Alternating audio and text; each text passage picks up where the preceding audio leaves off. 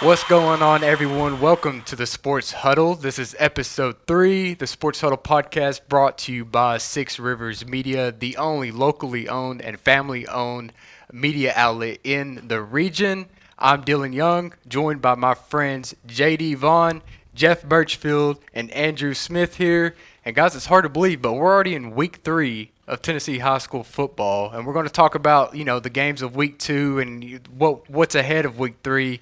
And I think the story for week 2 was you were either punched out by lightning, canceled by lightning, or you were on the wrong side of a blowout or the right side of a blowout, depending on who you were.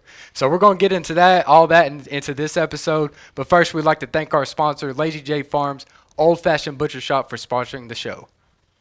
Lazy J Farms has been raising the finest cattle and all-natural pork for 3 generations on the family farm in Fall Branch.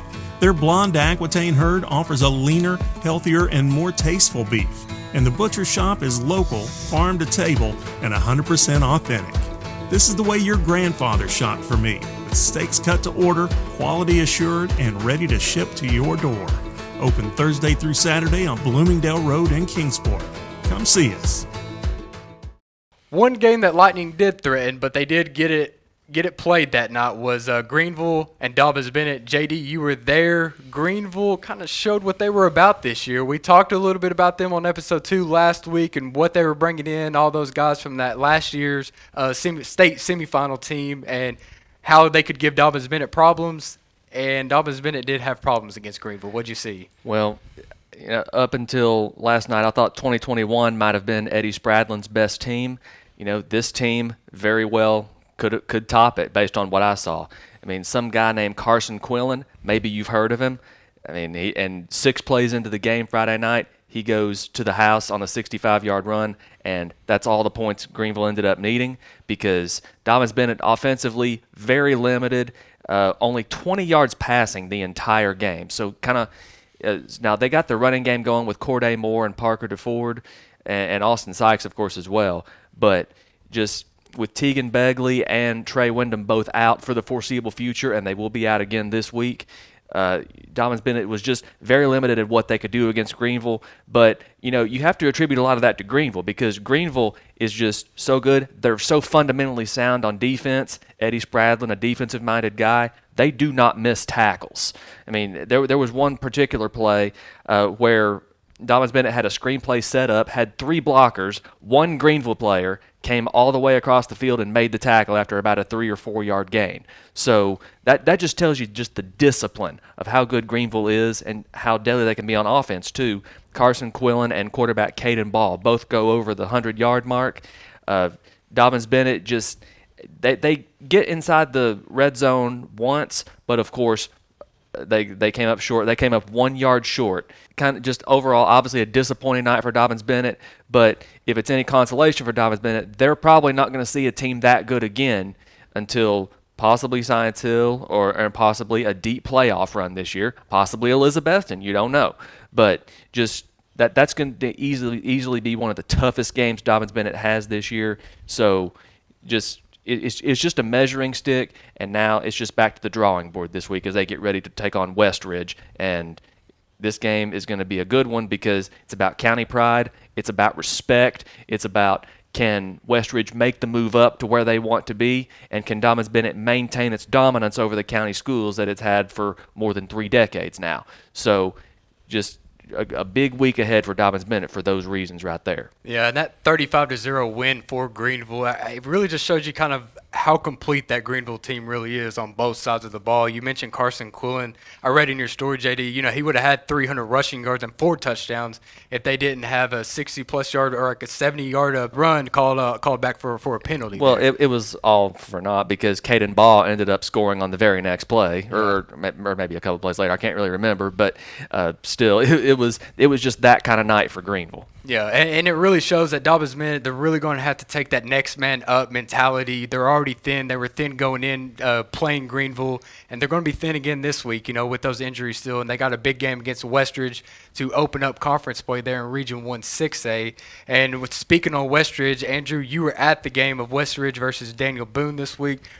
pretty good matchup coming into the week, but Westridge just kind of showed what they were about this year, beating Daniel Boone 42-7. What did you see in that game? I think the big thing for West Ridge is they were able to control the line of scrimmage. Whenever I talked to Coach Hilton after the game, he said whenever you play Daniel Boone, whenever you play a Jeremy Jenkins coach team, the line of scrimmage is going to be the biggest key in the ball game. They were able to do that. Ethan Amix, one of our players of the week this week, had over 100 yards rushing and 2 touchdowns, and overall West Ridge ran it for almost 250 yards. So the question was, could West Ridge control the line of scrimmage? Offensively, absolutely they could. And a big turning point in the game actually was the special teams. They were late in the first quarter. Daniel Boone, long drive. They tie up the game at 7 on a 4th and goal from the 1. Ensuing kickoff, Caleb Mabb takes the kick 83 yards for a touchdown, and from there the onslaught was on. You could feel the momentum just go right back to that West Ridge sideline, and they just took advantage of it, pulled away in the second quarter. Didn't need to do much in the second half because they were already up 3 scores at halftime. And, yeah, it was just a very dominant display from West Ridge. And we talked about last week how Trey Frazier really showcased his ability to throw the ball in week 1. He didn't need to do that. It was more traditional West Ridge, run the football. Trey Frazier was perfect on the day, but he only had 7 pass attempts. Didn't need to throw it much. And Trey, when I talked to Trey after the game, he was like, yeah, I mean, I definitely don't mind those kind of games where I can just kind of let the offensive line work, let the special teams do their thing. And, yeah, it's obviously a big win for West Ridge. I think this is probably the best chance they've had as a school to break that county win streak over Dobbins-Bennett. We talked about that from the Dobbins-Bennett side. This is a West Ridge team that's confident. They're physical. They can swarm defensively. It's really impressive to see so many Blue Hats just swarming to the football against Daniel Boone on Friday. And, yeah, this is a very dangerous West Ridge team in Region 1-6A. Yeah, and that was a game that started off close. It was 7-7, and the West Ridge just took off from there. And especially, you mentioned those 2 kickoff returns. I mean, that's electric. Yeah. I think, a kickoff return or a punt return, that's just like the most electrifying play in football that you can have, and it really just sucks the life out of your opponent. And you kind of see Daniel Boone there kind of struggle to get back in that game. What do you think of receivers Caleb Mabb and Dylan Bennett? I feel like those are 2 dangerous receivers that Trey Frazier can really use out there in the field. Yeah, and obviously Caleb took back that kick return, able to showcase his electricity there. Didn't really get to showcase as much skill set on the outside, but we talked about that kickoff return, very electric with the ball in his hands. And, Trey Frazier had a 44-yard touchdown in there as part of his 7 pass attempts, and it was to one of his receivers. And just a little quick hitch route and just ran after the catch ability for a good 40 yards of that 44-yard run. So overall, I mean, yeah, it's a very deep receiver core, I would say, with the Wolves. It's not one that, like I said, they had to showcase much of on Friday against Daniel Boone, but look for him to make some more plays this coming Friday against the Indians of Dobbins-Bennett. Yeah, and for this Daniel Boone team, they're still trying to find the rhythm on both sides of the ball, especially on that offense led by sophomore quarterback Cole Stevenson, and they have a really, really big game this week coming up. We'll get to that later, but first we'll go over there to Scott County, Virginia, where I was at last Friday. Gate City beat Richlands 20-0. It was Gate City's first back-to-back wins over Richlands to open up the season since 2008-2009, so really good win for them. Really good win for the Blue Devils there. They controlled this game in the trenches, offensive line and defensive line. Let's talk about the defense first. The defense held Richlands to 79 total yards and only had 5 first downs in that game. Richlands did rush the ball 22 times but only accumulated 13 rushing yards. That just shows you that defensive line for Gate City was just smothering that Richlands backfield, just getting back there, stopping all the momentum that Richlands would try to gain there. The first drive of the game for Richlands, they spent most of the time backed up against their own goal line there, and that was pretty much the story of the night for Richlands. They couldn't get anything going, and credit to the Gate City defense for making that happen. I mean, they were all over the ball there. Then you flip over to the offense, and you got one big name, Walker Hillman. Had 26 carries for 236 yards and added a touchdown in there. And, again, I think it goes back to the trenches. The offensive line was just creating holes for Walker to run through, and, he was finding the holes really well, reading the field very well, and as soon as he hit open field, man, he was gone. He put some speed on, had some power in that game, and really showcased what he might be able to do this year as a junior. junior for Gate City. Last year, he just had barely over 1,000 yards rushing, and after one game this season, he's already 1/5 of the way there to 1,000 yards. So not a bad way to start this season for Walker Hillman. And I also want to talk about Corey Bird, another running back. He gathered just a little over 90 yards, and most of those were on one play after Gate City got backed up against their own end zone. Well, they were at their own 14-yard line.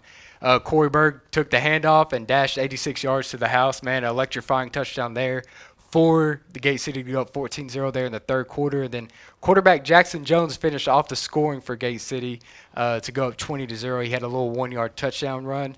And that quarterback situation, I know we talked last week about who the starting quarterback for Gate City was going to be. They had Caden Housewright, the sophomore, out there to start the game, but there in the first quarter, Caden went down with an apparent leg injury and never came back in. Not sure about his injury status there. He was on crutches after the game, so not sure how long he will be out. But Jackson Jones did come in, the senior, and he finished out the game, quarterbacked them the rest of the way. Like I said, he had that one touchdown, and he did a pretty good job. But, it kind of does change your game plan when you plan to start with one quarterback and you've practiced the whole week with him, with being Caden Housewright in Gate City's sense, and then you got to come out and throw another quarterback. Fortunately, he was a senior, and it seemed like he was, pretty ready for the moment. And he didn't really have to pass the ball a whole lot because the Walker Hillman and the offensive line got it done for them. And Gate City opened up week 1 of Virginia high school football with a win there, and that was a really good win for Gate City. So we talked about Lightning canceling other games in the area, postponing other games. Jeff, your game, Science Hill, Anderson County, we were really looking forward to that matchup, great 6A versus 4A matchup. I mean, is there anything to talk about with Science Hill and Anderson County other than just Lightning ruin it for us? Yeah, I mean, just really disappointing, because like you said, it was looked at to be a really good matchup, good test for both teams. In these non-conference games, I mean, that's a lot of what they're doing, getting the teams ready for league play like that, So I ended up doing a story about the Science Hill girls basketball players, some of the legendary players getting their jerseys retired that night, and then going in the office and helping round up some of our other games. But unfortunately, that one got canceled. So did, Elizabethan at Morristown West, and then Happy Valley Unicoi. They made it to halftime, and it was 7-6 at halftime. Really good ball game going on. But the coaches decided, to call that one a no contest. And a lot of times fans will wonder, well, why do they do that? But it's sometimes hard to get, everybody on the page as far as rescheduling a game like that. Yeah, and another game that got postponed until Monday, they had some Monday Night Football over there in Carter County, was Johnson County over at Hampton. They played, I guess, like one drive there, and Johnson County went up 6-0 on Friday, and they suspended the game and finished that out on Monday night. On Monday night, Hampton went up 8-6 to start that to resume that game on Monday, but Johnson County in that triple option offense, they showed what they were about, winning that game 41-8. Y'all got any thoughts on that game that y'all want to throw in there? The Johnson County winning 41-8 over Hampton. And to me, that kind of came as a little bit of a surprise to me personally, knowing the way that Michael Lunsford wants to run that Hampton program. He preaches physicality. He preaches the line of scrimmage.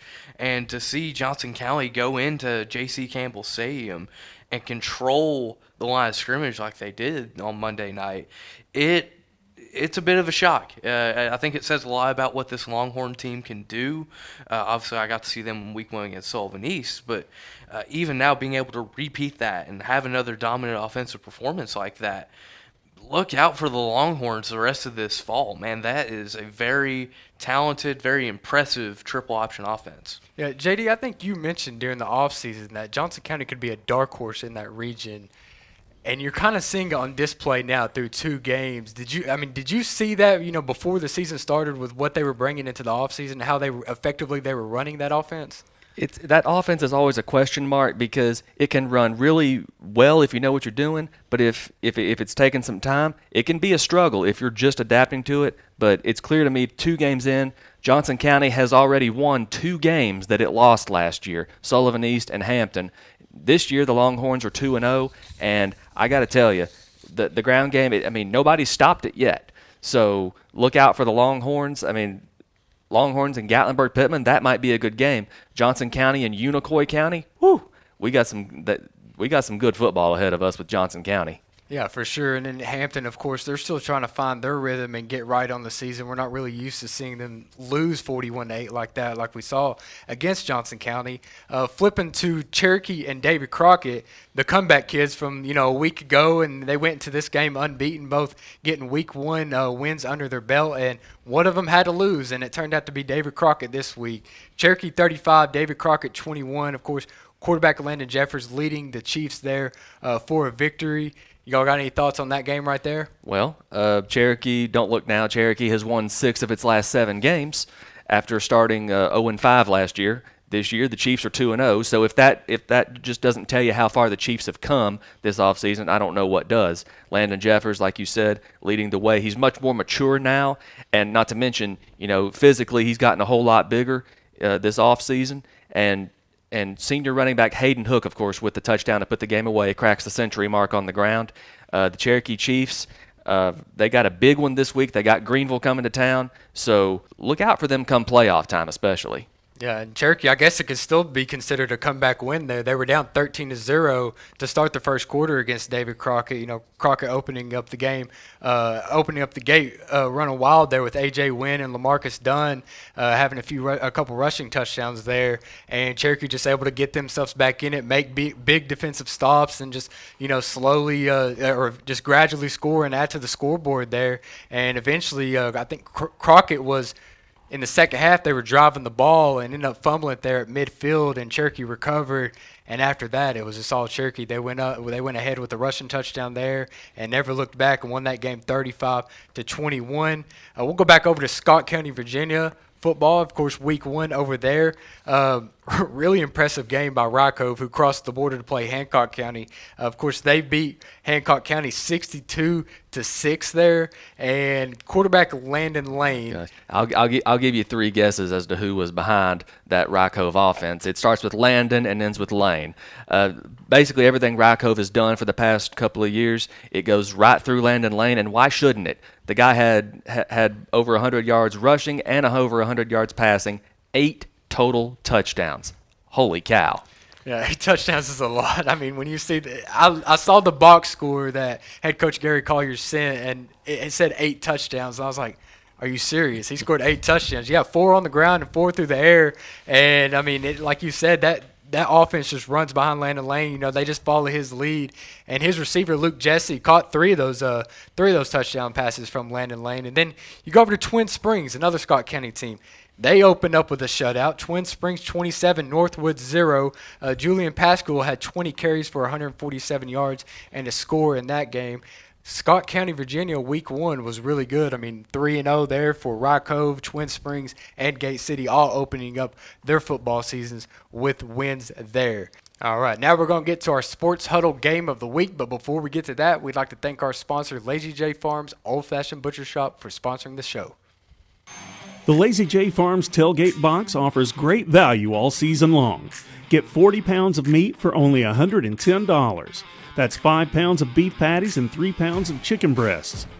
1 pound of thick cut bacon, 3 packs of premium beef hot dogs and 2 packs of Chicago dogs, and 4 pounds of thick cut pork chops, all for $110 at Lazy J Farms Butcher Shop in Kingsport. Visit us online at lazyjbeef.com. For the Sports Huddle Game of the Week this week, no other. Guys, this is a really, really good one. The 54th edition of the Musket Bowl between David Crockett and Daniel Boone. This year it'd be played in Jonesboro. Guys, you've been a part of this. You've seen this. Jeff, you've covered this game. Talk about the history of this game, just the history of this rivalry first. Yeah, I've been fortunate enough to cover quite a few of these games, over the years. And just like you said, tremendous history there. Of course, the 2 schools people are named after actually have a history in Washington County. Like there's the famous deal where Daniel Boone killed a bear, Cillbar. He carved on a tree in Washington County. Of course, David Crockett lived down there close to Nolichucky River, where the David Crockett birthplace is. But as far as the schools themselves, rivalry didn't start off that well for Daniel Boone. Crockett won 74-0 the very first game in the series. But since then, Daniel Boone's come back. That actually has provided motivation. And Boone's had, the upper hand for most of the rivalry. The last few years been a little more competitive now that Hayden Chanley, who actually played for Jeremy Jenkins at Daniel Boone and as the head coach there for a long time, since he's been at Crockett, it's been a pretty close rivalry, the last few years. And, of course, last year, Daniel Boone got a little bit of the upper hand, was up 35-0 in that one. But I look for this year's team. Both teams really needing a win bad, and I think it's going to be a really competitive game this year. Yeah, this especially this week. I mean, they both open up conference play with each other, Region 1 5A. So for Daniel Boone, they started out the season with 2 losses. This is a game where they can win and get right, and they've controlled, the last 3 games in this rivalry game. And if they can win this game, it could really turn their whole season around and get some confidence under those guys. And as for Crockett, you started off 1-1, but you haven't beaten Daniel Boone in the last 3 years, so you're trying to figure out how to, get a Musket Bowl win under your belt and keep the season going on a good note. What you got for us, JD? Well, I mean, Daniel Boone, they've been outscored 98-7 the first 2 games. Who cares? It's the Musket Bowl. Yeah. And so this is Daniel Boone's opportunity to turn their season around, get back on the right foot. Same thing for Crockett. Disappointing loss last week after blowing a 2-touchdown lead. And his chance for redemption in the past few years at David Crockett. And last year, this game decided who got in the playoffs. It could decide that again this year, especially with the way Sevier County played this past week and their win over Jefferson County. We got a long way to go until we get to that game, obviously. But just with the way Sevier County played, I got to think that this Musket Bowl game is going to carry a lot of weight come playoff time, and with the way these 2 teams have played, they both need this game badly. And you've heard me say it before. I'll say it again. TSSAA, please, I hope to God you're listening. Move this game later in the year. The leaves aren't changing yet. What's wrong with you? Yeah, it is. I mean, it's week 3, and we're talking about the Musket Bowl. We should be talking about this at the end of the year with bigger implications, even though there's big implications this year still. Every time that they meet, there's always big implications. But with it being at the end of the year, it gets juicier. It just adds a lot to the Musket Bowl and that rivalry, and to whether or not you're going to make or miss the playoffs of both of those games in the hunt. Now, this game can still determine the playoffs. Down the road, if you have this one loss, whether it be Crockett or Boone, it could be the one loss that eliminates you from the Class 5A playoffs at the end of the football season. Andrew, you've got to spend a little bit of time around Crockett and Boone a little bit with their media days. What do you got for us? What are you looking forward to in this game? I think for me, the big key is which young quarterback can step up and make plays in a big game like this. You've got 2 sophomores behind center, Cole Stevenson for Daniel Boone and A.J. Wynn for David Crockett. A.J. has already shown, especially in week 1, his ability, his poise to lead a comeback, to spearhead an offense when they need it the most. Cole hasn't had a chance to do that yet. So, yeah, in a game like this, when the lights get bright, you need that guy who's behind center to go and make a play, potentially go win the ball game for you. And I think both guys have the talent to do that. Even though they are both very young, I think they both are very talented young quarterbacks that have that ability. But can they go do it in a big game that we talk about? Could mean a lot for the playoffs come Halloween time, even though we're not playing it at Halloween anymore. But it's going to be big. It's going to be big for both those young quarterbacks and their development to learn how to win in a big game like this. Yeah, everyone's looking forward to this game on the schedule this week. All right, let's hear from Crockett head coach Hayden Chanley before Friday's game. It's going to come down to execution. They do some things really, really well, especially up front on both sides of the football. And we just got to execute. We got to identify what kind of front they're in defensively and make sure we get a hat on a hat. And then defensively for us, we just got to maintain our gap, read our keys, flow to the football, and tackle well, which we need to improve on from the last 2 weeks, and hopefully we do that Friday. All right, some other big games of the week. We talked a little bit about it earlier. This is another really, really big game. Dobbins-Bennett and Westridge. Of course, Westridge goes over to Dobbins-Bennett to play this game. Westridge is 2-0 to start out the season. Dobbins-Bennett 1-1. JD, you're going to be covering this game. What do you got for us?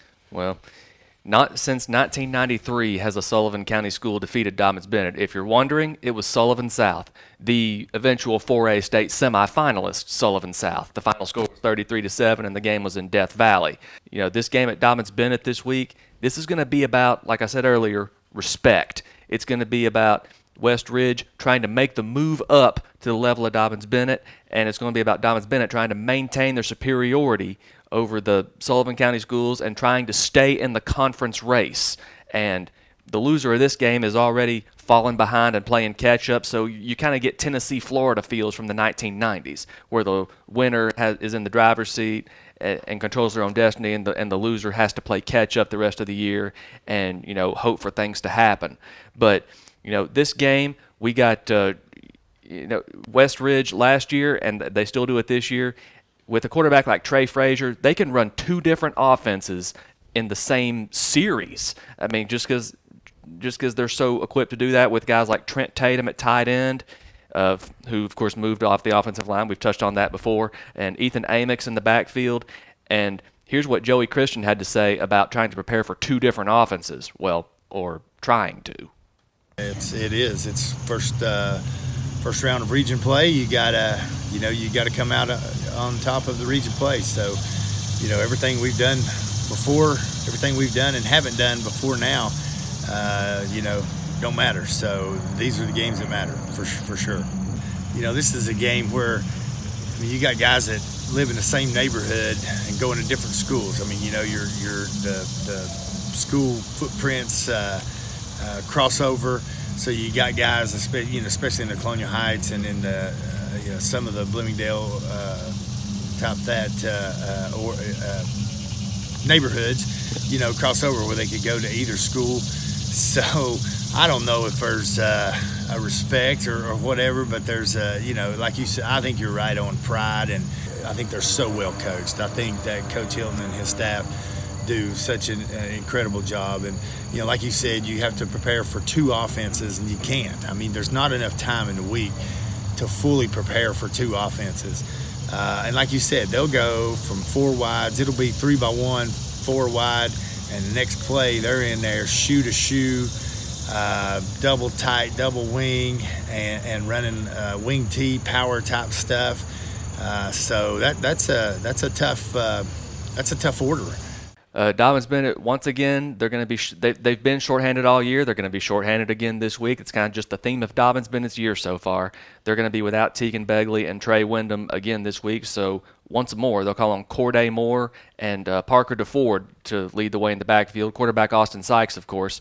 Like we said, threw for only 20 yards last week. Peyton Franklin, the tight end, a major factor against Farragut in week 1. Obviously, Greenville keyed on him last week. So, in Dobyns Bennett, most of their passes this year have been short stuff, just short screen passes, dump-offs, short crossing patterns, things like that. We haven't really seen Dobyns Bennett air it out and go deep. So will we see Dobyns Bennett go deep this week? That's going to be a key for the Indians this week. And now on the flip side, when we got West Ridge, Can the Wolves get over the hump? Because last year the Wolves, we may remember, jumped ahead to a 14-0 lead. Dobyns Bennett responded with 41 straight points. Tylen Taylor with 10 catches, 3 touchdowns, just a monster game last year in Blountville. So for the Wolves, it's a matter of getting over the mental hump and getting up to the level of Dobyns Bennett, making that important move if they want to be taken seriously in the Big East Conference. And here's what Justin Hilton has to say about this week's game. Well, we want to get ourselves back where we were that first year. We want to host a playoff game.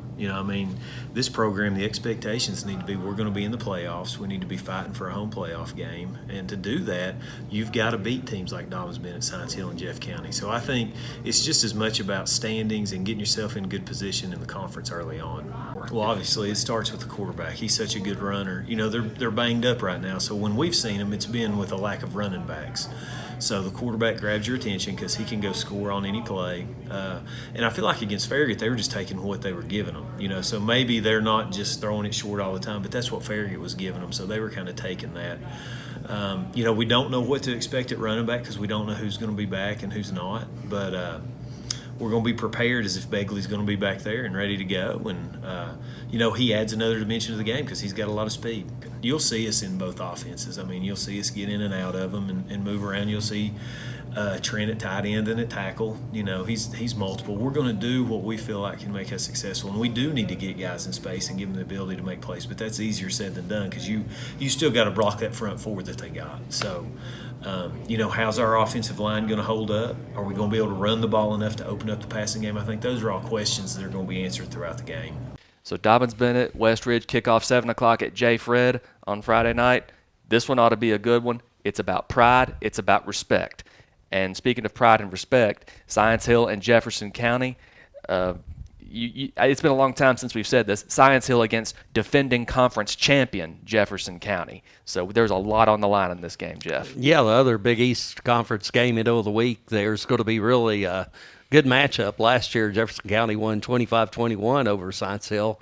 Good news for Science Hill is Jeff County graduated at running back Amarian Mills, who was player of the year in that league. But the problem is Skylar Thomas has come in. He's another good back, that Jefferson County's got. But I asked Stacy Carter, the biggest concern, and it's just the pure size up front of that offensive line. They've got two players with Nick Moore, who's committed to the University of Tennessee. He is 6'3", 307 pounds, and the other offensive tackle is Grant Arnold, and he's a little guy compared to him, just 6'4", 300 pounds. Little. So, you've got the rest of that line. It's 275, 256, 253. So, those huge offensive line, for a high school level. Well, they're huge. That would be the big thing. They're, like the old Jeff County teams that were in the 80s. There's some big kids, especially on the offense and defensive line, and they have one kid committed to the University of Tennessee and a couple other big, huge kids and strong kids, and that's the thing that kind of jumps off the page. You look at the depth charts, you look at the weights and the heights, and they're physical, and they've always been physical. So it's going to be a tough game.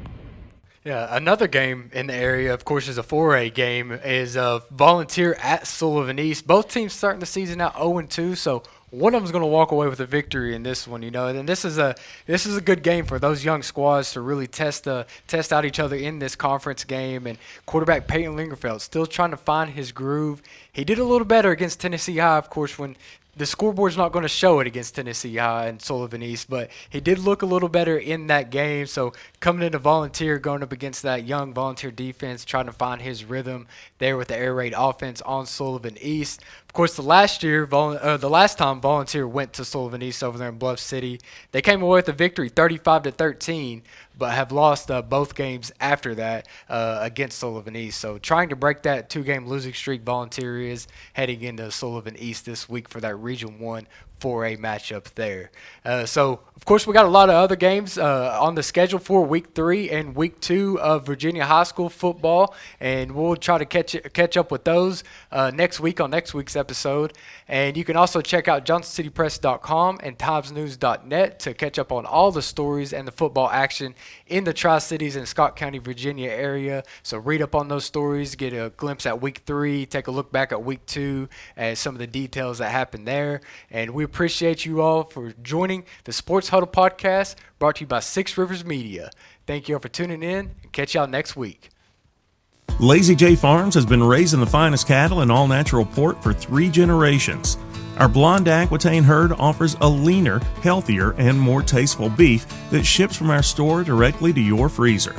This is the way your grandfather shot for meat, only now we wrap it, seal it, and send it right to your door. We have plenty of options to pick from, and they're all fresh and natural. Just visit our website at lazyjbeef.com and choose your package. We'll get it straight to you.